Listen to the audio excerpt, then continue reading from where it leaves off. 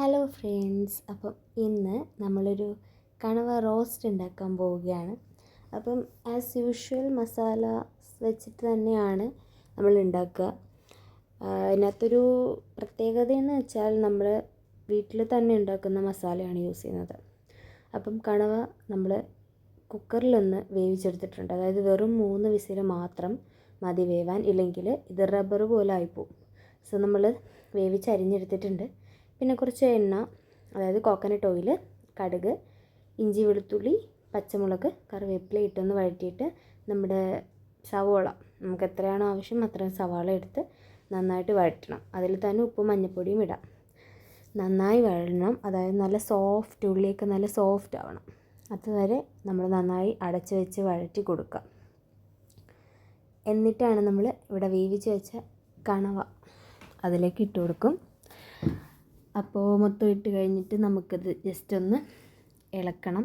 നന്നായിട്ടൊന്ന് ഇളക്കി കുറച്ച് നേരം അടച്ച് വെക്കണം. കുറച്ച് നേരം മീൻസ് ഒരു 5 മിനിറ്റ് അടച്ച് വെക്കുമ്പോഴത്തേക്ക് അതിൽ നിന്ന് കുറച്ച് വെള്ളമൊക്കെ ഇറങ്ങി നല്ലൊരു സെറ്റാവും.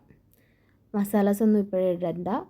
അപ്പം അടച്ച് വെച്ച് കഴിഞ്ഞിട്ട് നമ്മളിത് തുറന്ന് കഴിഞ്ഞിട്ട് ഒരു 5 മിനിറ്റ് കഴിഞ്ഞ് മസാലാസ് ഇടുക. ഞാൻ ഇവിടെ കാശ്മീരി ചില്ലി പൗഡറാണ് ഇട്ടേക്കുന്നത്, അതുകൊണ്ടാണ് കുറച്ച് കൂടുതൽ ഇട്ടേക്കുന്നത്.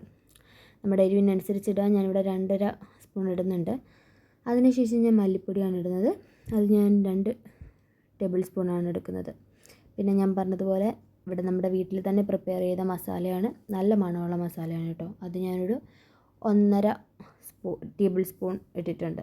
എന്നിട്ട് നമ്മളിത് കണവ വെന്ത വെള്ളമാണ്. അപ്പം കണവ വെന്ത വെള്ളം തന്നെ ഒഴിക്കണം, കാരണം എന്നാലേ അതിനൊരു ടേസ്റ്റ് കിട്ടത്തുള്ളൂ. അപ്പം അതും കൂടി ഒഴിച്ച് ആവശ്യത്തിന് ഉപ്പിട്ട് നമ്മൾ ജസ്റ്റ് ഒന്നുകൂടി അടച്ച് വയ്ക്കുക. എന്നിട്ട് നല്ല രീതിക്ക് തിളയ്ക്കും. നമുക്ക് എത്രത്തോളം അതായത് റോസ്റ്റ് ആവണോ അത്രത്തോളം റോസ്റ്റ് ആക്കാം. ഞാനിവിടെ ചെറിയൊരു ഭയങ്കരമായിട്ടങ്ങ് റോസ്റ്റ് ചെയ്തിട്ടില്ല. അത്രേ ഉള്ളൂ. Thank you.